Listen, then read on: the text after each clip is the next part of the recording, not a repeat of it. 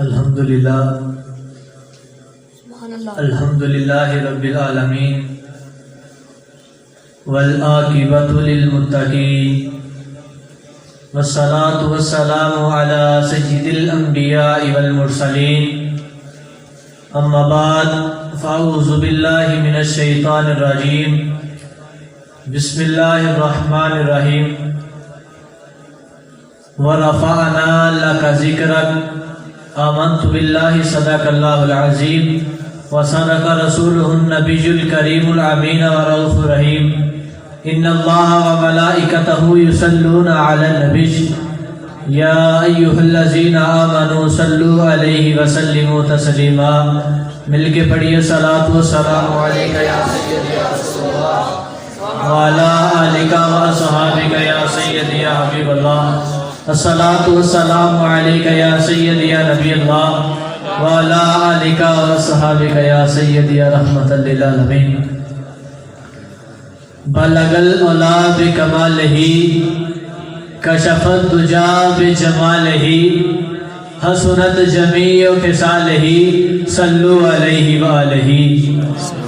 اللہ تبارک و تعالیٰ کی حمد و ثنا اور نبی تاجدار مدنی تاجدار شب اشرف کے دلہ والی المعجم احمد مجتبی جناب حضرت محمد مصطفیٰ صلی اللہ علیہ وآلہ وسلم کی بارگاہ میں ہدیۃً تحفۃً نذرانۃً عقیدۃً درود شریف کے گجرے نچھاور کرنے کے بعد ولا نہایت ہی واجب القدر واجب الاحترام ذوی الاحتشام اساتذہ کرام اور گلشن گیلانیہ کی مہکتی ہوئی کلیوں، السلام علیکم ورحمۃ اللہ وبرکاتہ۔ وعلیکم السلام ورحمۃ اللہ وبرکاتہ۔ آج خطبہ میں جو آیت کریمہ پڑھی ہے، اللہ تبارک و تعالیٰ کے ہاں دعا ہے کہ مجھے حق سچ بیان کرنے کی توفیق عطا فرمائے اور مجھے حق سنا کر آپ کو حق سن کر اس پر عمل پیرا ہونے کی توفیق عطا فرمائے۔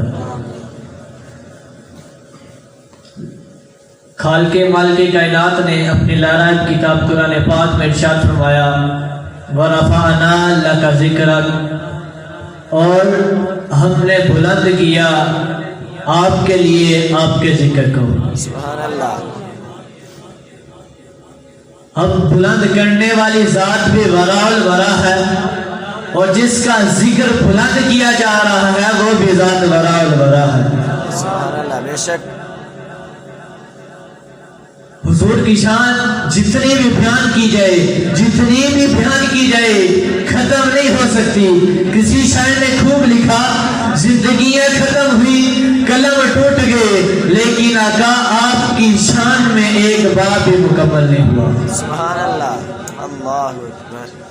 جتنا اس دنیا میں کائنات میں پانی ہے، سمندر ہے، دریا ہے، سب کا سب پانی اکٹھا کیا جائے، جتنے درخت ہیں ہر درخت کی ہر شاخ کو پکڑ کے اس کی کلمیں بنا دی جائیں تو لکھنے والے بیٹھ جائیں تو کلمیں ختم ہو سکتی ہیں۔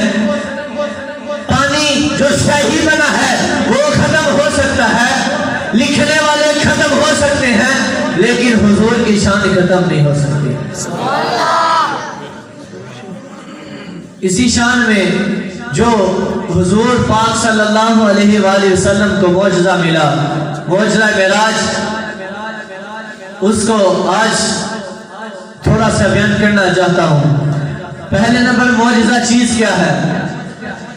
معجزہ وہ ہوتا ہے کہ جو کسی نبی کے ہاتھ سے صادر ہو، کسی نبی کے ہاتھ سے عام لوگ دیکھیں اور دیکھ کر انسانی عقل سمجھ نہ سکے، اسے معجزہ کہا جاتا ہے۔ جیسے حضرت صالح علیہ السلام نے پتھر پر اپنی چھڑی مبارک ماری تو پتھر سے روشنی نکل کر چل پڑی، اسے معجزہ کہتے ہیں۔ اگر حضرت ابراہیم علیہ السلام کو آگ میں داخل کیا جائے تو آگ باغ بن جائے، اسے معجزہ کہتے ہیں۔ جب حضرت یوسف علیہ السلام کی قمیص مبارک آپ کے باپ حضرت یعقوب علیہ السلام کی آنکھوں پر لگا دی جائے تو ان کی آنکھیں صحیح ہو جائے، اسے معجزہ کہتے ہیں۔ اگر حضرت عیسیٰ علیہ السلام مردے کو کن بِإِذْنِ اللہ کا نام لے کر ٹھوکر مارے تو مردہ اٹھ کر کھڑا ہو جائے،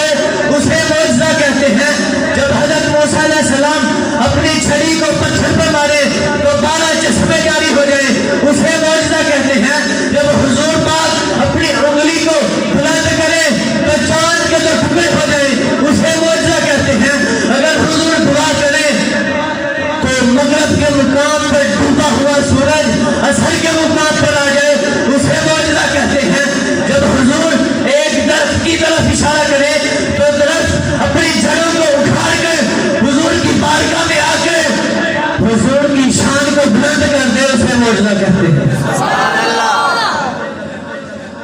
انہی معجزوں میں جو اللہ تعالیٰ نے حضور پاک صلی اللہ علیہ وآلہ وسلم کو سب سے بڑا معجزہ عطا فرمایا، معجزہ معراج، وہ بیان کرتا ہوں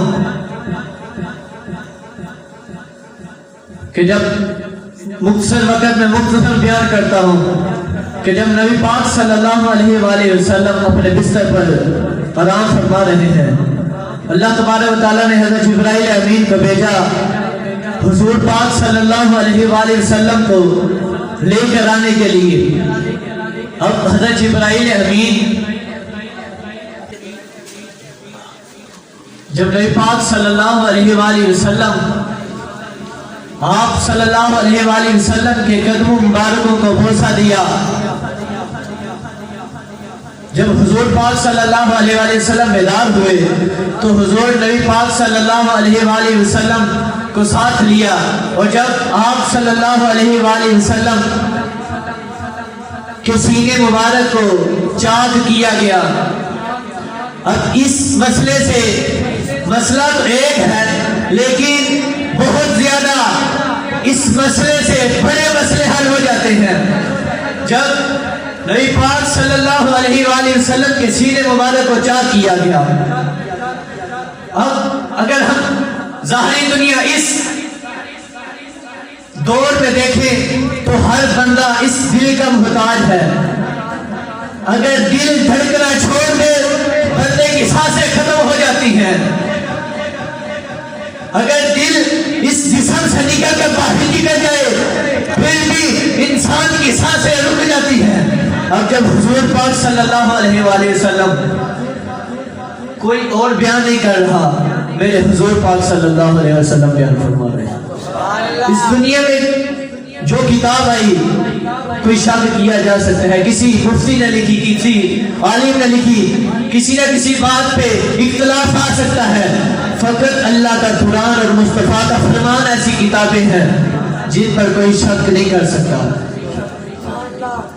اب نبی پاک صلی اللہ علیہ وآلہ وسلم خود فرما رہے ہیں کہ جب جبرائیل امین نے میرے سینے کو چاک کیا، میں خود دیکھ رہا ہوں، سینے کو چاک کر کے میرے دل کو باہر نکالا گیا، میں پھر بھی دیکھ رہا ہوں، دل کو باہر نکال کر حوض کوثر اور آب زمزم کے پانی سے دھویا گیا، میں پھر بھی دیکھ رہا ہوں، جب دھو کر میرے سینے کے اندر رکھ کر میرے سینے کو سلائی کیا گیا، میں پھر بھی دیکھ رہا ہوں، جب سارے کام طے کر کے اب آسمانوں سے جانے سے پہلے جب زمین کی سیر کر کے آسمانوں پر چلے گئے، آسمانوں پر جا کر اللہ تعالیٰ کی بارگاہ میں گئے، جا کر ہم کلام ہوئے، اللہ تعالیٰ سے راز و نیاز کی باتیں کی۔ سفر تو بڑا لمبا ہے، بیان کرنے کے لیے بھی بڑا لمبا ٹائم چاہیے، لیکن ٹائم بھی کم ہے، اسی لیے شارٹ کٹ بیان کرتا جا رہا ہوں۔ جب اللہ تبارک و تعالیٰ کی بارگاہ سے ہو کر واپس آئے تو چھٹے آسمان پر حضرت موسیٰ کلیم اللہ علیہ السلام آپ سے ملاقات ہوئی۔ عرض کی یا رسول اللہ، اللہ تعالیٰ کی بارگاہ سے ہو کر آ رہے ہیں، اللہ تعالیٰ نے کوئی تحفہ بخشا ہو؟ ارشاد فرمایا ہاں موسیٰ، اللہ تعالیٰ نے 50 نمازیں مجھے میری امت کے لیے تحفے میں دی ہیں۔ اس بات کو روک کر آپ کو ایک بات بتاتا چلوں، آج اس دنیا میں اگر بندہ دیکھے تو اگر کسی کا کوئی بھلا چاہنے والا ہو، جو بندہ اپنا محبوب بنا لے ہم اسے میلی آنکھ سے اس کی طرف کسی کو دیکھنا گوارا نہیں کرتے، قربان جائیں، اللہ تعالیٰ نے اپنا محبوب ہی ہمیں عطا فرما دیا، پھر اس محبوب کی ذات پر قربان جائیں کہ جو اس محبوب کو اللہ تعالیٰ نے تحفہ دیا، پھر اللہ تعالیٰ کے محبوب نے وہ تحفہ بھی ہمیں عطا فرما دیا۔ ارشاد فرمایا موسیٰ ہاں 50 نمازیں ملی ہیں۔ حضرت موسیٰ کلیم اللہ عرض کرتے ہیں یا رسول اللہ، آپ کی امت نازک ہے، کمزور ہے، ایک دن میں ایک رات میں 50 نمازیں نہیں پڑھ سکتی. یا رسول اللہ، اللہ تعالیٰ کی بارگاہ میں عرض کیجئے کہ نمازیں کم کریں، آپ کی امت نازک ہے. جب حضور پاک صلی اللہ علیہ وآلہ وسلم اللہ تعالیٰ کی بارگاہ میں گئے، جا کر عرضی پیش کی، اللہ تعالیٰ نے 5 نمازیں کم کی. المقتصر نبی پاک صلی اللہ علیہ وآلہ وسلم چھٹے آسمان پر آتے گئے. تقریباً 9 بار ایسا واقعہ ہوا. جب 9ویں بار 45 نمازیں کم ہو گئی، اب 5 نمازیں رہ گئی. پھر حضرت موسیٰ کلیم اللہ نے عرض کی، یا رسول اللہ، آپ کی امت ابھی بھی کمزور ہے، نازک ہے، 5 نمازیں بھی نہیں پڑھ سکتی. تو نبی پاک صلی اللہ علیہ وآلہ وسلم نے ارشاد فرمایا، اے موسیٰ، اب مجھے اللہ تعالیٰ کی بارگاہ میں جا کر نمازیں کم کروانے کے لیے نہیں دل کرتا.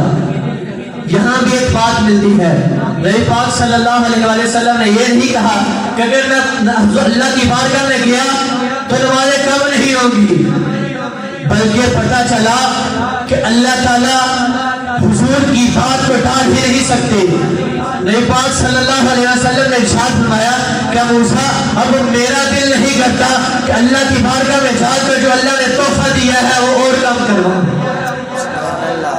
یہاں لوگ سوال اٹھاتے ہیں کہ اگر نبی پاک صلی اللہ علیہ وآلہ وسلم کو اتنا علم ہوتا کہ آخر میں 5 نمازیں ہی رہ گئی ہیں، رہ جانی ہیں، تو جب اللہ تعالیٰ نے 50 نمازیں تھی تب ہی اللہ تعالیٰ سے سفارش کر کے تو 5 کروا لیتے.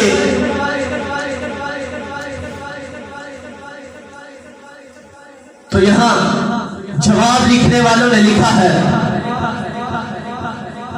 کہ نبی پاک صلی اللہ علیہ وآلہ وسلم کے پاس تو بڑا علم ہے، اللہ تعالیٰ کا دیا ہوا بڑا علم ہے. تو اگر تم یہ بات کرتے ہو کہ نبی کے پاس علم ہوتا تو پہلے نمبر پر ہی 5 کروا لیتے. ارے دینے والا بھی پھر تو رب ہے، رب کو یہ پتہ نہیں کہ آخر میں 5 نمازیں رہ جانی ہے. اگر تم نبی کے علم میں شک کر رہے ہو تو بات سن لو، دینے والا اللہ ہے، لینے والے حضور ہیں. اگر تم کہتے ہو کہ نبی کو علم ہوتا تو پہلے ہی 5 کروا لیتے، تو اگر تمہارے کہنے کے مطابق پھر تو اللہ کو بھی اتنا علم نہیں. اگر اللہ نے 50 نمازیں دے کر 5 ہی کرنی تھی تو اللہ پہلے ہی 5 دے دیتا. تو ایسے بہت سے مسئلے ہیں، جیسے اللہ تعالیٰ نے ارشاد فرمایا، اطیعوا اللہ واطیعوا الرسول، اطاعت جو رسول کی کرتا ہے وہی اللہ کی کرتا ہے. معلوم ہوا جو نبی کے علم کو کم جانتا ہے وہ نبی کے علم کو تو کم جانتا ہی ہے، یہ گناہ تو کرتا ہی ہے، وہ دراصل نعوذ باللہ اللہ تعالیٰ کے علم میں بھی شک کرنا چاہتا ہے. پھر اس بات میں ایک اور حکمت ہے کہ جب حضرت موسیٰ کلیم اللہ علیہ السلام کو طور پر گئے، جا کر اللہ تعالیٰ کی عبادتیں کر کے اللہ تعالیٰ سے عرضی پیش کی، یا اللہ میں تجھے دیکھنا چاہتا ہوں. نبی کی کسی بات کو اللہ تعالیٰ نہیں ٹال سکتا، کسی حکمت کی وجہ سے مؤخر کر سکتا ہے، جیسے اس بات میں حکمت ہے. کئی کتابوں میں آتا ہے کہ 4 مرتبہ کہا کہ یا اللہ تیرا دیدار کرنا چاہتا ہوں. کسی کتاب میں آتا ہے 9 بار کہا. جب ایک بار عرضی پیش کی، یا اللہ میں تجھے دیکھنا چاہتا ہوں، اللہ تعالیٰ نے ارشاد فرمایا موسیٰ تو مجھے نہیں دیکھ سکتا. پھر عرض کی، یا اللہ تجھے دیکھنا چاہتا ہوں، ارشاد ہوا اے موسیٰ تو مجھے نہیں دیکھ سکتا. تو حضرت موسیٰ کلیم اللہ نے عرض کی، یا اللہ پھر کون دیکھ سکتا ہے؟ کہا میرا حبیب دیکھ سکتا ہے. عرض کی، یا اللہ میں تیرا کلیم ہوں، وہ تیرے حبیب ہیں. اب میں پوچھنا چاہتا ہوں کلیم اور حبیب میں فرق کیا ہے؟ اللہ تعالیٰ کی رحمت جوش میں آ گئی. ارشاد فرمایا موسیٰ تو پوچھنا چاہتا ہے کلیم اور حبیب میں کیا فرق ہے؟ یہ سن لے، کلیم وہ ہے جو چل کر کوہ طور پر آتا ہے، چل کر آ کر کوہ طور پر اور میری عبادت کرتا ہے، عبادت کر کے عرضی پیش کرتا ہے، یا اللہ میں تیرا دیدار کرنا چاہتا ہوں. تو آگے سے ارشاد فرماتا ہے اللہ تعالیٰ، اے موسیٰ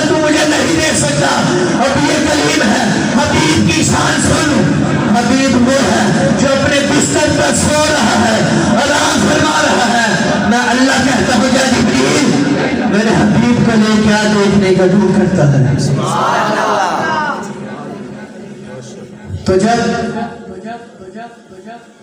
اس بات کو مؤخر کیا گیا تو اس ٹائم کے لیے معراج کی رات تک کے لیے مؤخر کیا گیا. اللہ تعالیٰ نے اس میں حکمت کیا ڈالی. اللہ تعالیٰ نے جب آپ نبی پاک صلی اللہ علیہ وآلہ وسلم عرش معلیٰ پر لا مقام پر اللہ تعالیٰ سے ہم کلام تھے. اللہ تعالیٰ کا بڑا جی کرتا تھا کہ حضور میرے سامنے ہی رہیں, ہم کلام رہ کر باتیں کرتے رہیں. لیکن نبی پاک صلی اللہ علیہ وآلہ وسلم ہر بات پر اپنی امت کو پیش کرتے. یا اللہ میں اپنی امت سے بڑا پیار کرتا ہوں, یا اللہ میں اپنی امت سے بڑا پیار کرتا ہوں, یا اللہ میری امت کو بخش دے. جب اپنی امت کی محبت میں آ کر نبی پاک صلی اللہ علیہ وآلہ وسلم نے واپسی کا سفر طے کیا تو اللہ تعالیٰ نے ارشاد فرمایا, موسیٰ کوئی طور پر جا کر تو نے میرے آگے لوگوں پر عرضی پیش کی, اللہ تجھے دیکھنا چاہتا ہوں. اس ٹائم کے لیے میں نے تیری بات کو مؤخر کیا کہ جب میرا محبوب اپنی امت کی محبت میں آ کر واپس چلا جائے گا تو چھٹے آسمان پر تو میرے حبیب کے راستے میں کھڑا ہو جانا. تو میرے محبوب کو نمازوں کا بہانہ دے کر میرے پاس بھیجتے رہنا. میں اپنے حبیب کو دیکھتا رہوں گا. جب میرا حبیب میرا دیدار کر کے تیرے پاس آئے گا تو میرے حبیب کی آنکھوں سے میرا دیدار کرتے رہنا. جب 9 بار تو نے عرضی پیش کی تو اسی 9 بار تیری عرضی پیش کرنے کے مطابق 9 بار میں حبیب کو تیرے پاس بھیجوں گا. تم میں حبیب کی آنکھوں سے میرا دیدار کرتے رہنا. جب تو نماز کا بہانہ دے کر میرے پاس بھیجے گا تو میں اپنے پیارے حبیب کا دیدار کرتا ہوں. تکبیر, نعرہ رسالت, نعرہ تحقیق, نعرہ حیدری, عظمت و شان مصطفیٰ. اب یہ تھا جانے کا سفر. اب جب واپس آئے حضور نبی پاک صلی اللہ علیہ وآلہ وسلم تو کفار مکہ نے شور مچانا شروع کیا. ویسے تو وہ بڑے ذہین تھے, ان کی عقل بڑی فصیح تھی, بلاغت رکھنے والے تھے, لیکن اس بات پر آ کر بے وقوف بن گئے. جب معجزے کا مطلب ہی یہ ہے انسانی عقل تسلیم کر ہی نہیں سکتی تو یہ تو پھر سب سے بڑا معجزہ ہے. جب انہوں نے معجزہ معراج کو انسانی عقل کے ترازو پہ رکھ کر توڑنا چاہا, انسانی عقل دھن رہ گئی, تسلیم نہیں کر سکی. کہ رات کے تھوڑے سے حصے میں پر انہیں پتہ نہیں کہ رات کے تھوڑے سے حصے میں لے کے جانے والی ذات سبحان ہے. وہ ذات کہ جس کے قبضہ قدرت میں سب کچھ ہے, وہ ذات لے کے جا بھی سکتی ہے واپس بھیج بھی سکتی ہے. وہ ذات ہے جو حضرت عیسیٰ روح اللہ کو زندہ آسمان پر اٹھا کے لے جا سکتی ہے, حضرت آدم علیہ السلام کو زندہ زمین پر بھیج سکتی ہے. یہ تو پھر اللہ تعالیٰ کا حبیب ہے. جب انہوں نے انسانی عقل کے ترازو پر بات کو رکھ کر توڑنا چاہا تو بات سمجھ نہیں آئی, شور مچانا شروع کر دیا کہ محمد عربی صلی اللہ علیہ وآلہ وسلم ارشاد فرما رہے ہیں کہ رات کے تھوڑے سے حصے میں تھوڑا سا حصہ کتنا, جس بستر سے اٹھ کر گئے وہ بستر گرم, جس دروازے کو کھول کے گئے وہ دروازے کی کنڈی ہل رہی ہے, جس پانی سے وضو کر کے گئے وہ پانی بھی بہہ رہا ہے. اتنے سے وقت میں یہاں بھی مفسرین کرام نے لکھ دیا کہ ارے وہ پانی تب ہی رک گیا تھا جب جسم سے جان نکل کر عرش اللہ پر چلی گئی تھی. جب عام جسم سے جان نکل جائے تو جو ذات جس ٹائم جان اندر ہوتی ہے وہاں ہوتا ہے, جب جان نکل جاتی ہے وہاں ہی رہتا ہے. تو جب حضور اس دنیا سے عرش اللہ کی بلندیوں تک پہنچے تو اس دنیا کی جان جسم سے نکل گئی تو جسم وہاں ہی رک گیا، چلنے والا پانی رک گیا، ہلنے والی کنڈی رک گئی۔ جب حضور واپس دنیا میں آئے تو جسم میں جان آئی تو دوبارہ جاری پانی ہو گیا۔ انہوں نے شور بچانا شروع کیا، چلتے چلتے ابو بکر صدیق رضی اللہ تعالی عنہ کی چوکٹ پر چلے گئے، جا کر عرض کی ابو بکر ہم آپ کو بڑا سیانا بڑا سمجھدار سمجھ کر آئے ہیں، آپ بڑے فیصلے کرنے والے ہیں، تو ایک بات کا ہمارا بھی فیصلہ کر دیجئے۔ ارشاد فرمایا پوچھو کیا پوچھنا چاہتے ہو؟ کہا گیا کہ اگر آپ کو کوئی بندہ کہے کہ ایک رات میں مسجد حرام سے لے کر مسجد اقصی تک کی سیر کی، یہ تو دنیاوی سیر تھی، پھر چلتا چلتا پہلے آسمان پر، ساتویں آسمان پر، لامقام پر، عرش معلیٰ پر چلا گیا، پھر واپسی بھی آ گیا، رات ختم نہیں ہوئی، سفر ختم ہو گیا، تو کیا کوئی مان سکتا ہے؟ ارشاد فرمایا نہیں۔ کہا اگر نہیں مان سکتا تو یہی بات تو تمہارا پیارا دوست کہہ رہا ہے جس کا تو کلمہ پڑھتا ہے۔ کہا بدبختو اگر میرے پیارے حبیب نے ارشاد فرمایا ہے کہ میں اکیلا تن تنہا آسمانوں کی سیر کر کے آیا ہوں، یہ تو ایک سائڈ پر اگر حضور کہہ دیتے میں اپنے سارے گھر والوں کے ساتھ ہو کر آیا ہوں، میں تو پھر بھی یہ بات تسلیم کر لیتا، کیونکہ یہ بات میرے پیارے حبیب کے منہ سے نکل گئی۔ ارے پھر تو ہم نے اپنے رب کو بھی نہیں دیکھا، صرف فقط رسول اللہ کے منہ سے نکلا اللہ ایک ہے، ہم نے سر جھکا کر تسلیم کر لیا، مان لیا اللہ ایک ہے، یہ تو پھر حضور اپنے معجزے کو بیان کر رہے ہیں۔ اگر ہم جس پر ایمان لائے ہیں اس اللہ کو مان سکتے ہیں حضور کے منہ سے نکلے ہوئے الفاظ کو دیکھ کر، یہ تو پھر حضور نے اپنا معجزہ بیان کیا ہے۔ میں صدیق سر جھکا کر حضور پاک صلی اللہ علیہ وآلہ وسلم کے واقعے کی تصدیق کرتا ہوں۔ سبحان اللہ، ماشاءاللہ ماشاءاللہ۔ جب یہ بات طے پا گئی تو مکہ کے لوگوں نے پھر بھی آرام نہیں کیا۔ آخری بات ہے، انہوں نے پھر لوگوں کو اکٹھا کیا، نبی پاک صلی اللہ علیہ وآلہ وسلم کی بارگاہ میں چلے گئے، جا کر کہا کہ محمد پاک صلی اللہ علیہ وآلہ وسلم اگر آپ نے واقعی کی سیر کی ہے تو بتائیں کہ بیت المقدس میں کتنے دروازے کتنی کھڑکیاں ہیں۔ اگر کوئی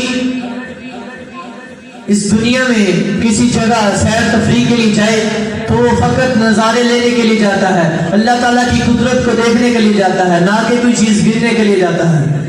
جب انہوں نے اتنی بات کہی تو نبی پاک صلی اللہ علیہ وآلہ وسلم تھوڑا خاموش ہوئے۔ اللہ تعالیٰ کو گوارا نہ ہوا کہ میرے پیارے حبیب خاموش ہوئے ہیں، اسی ٹائم بیت المقدس کو اٹھایا اور حضور کی آنکھوں کے سامنے لا کر کھڑا کر دیا۔ ارشاد فرمایا حبیب جو پوچھتے ہیں دے کر بتاتا جانا۔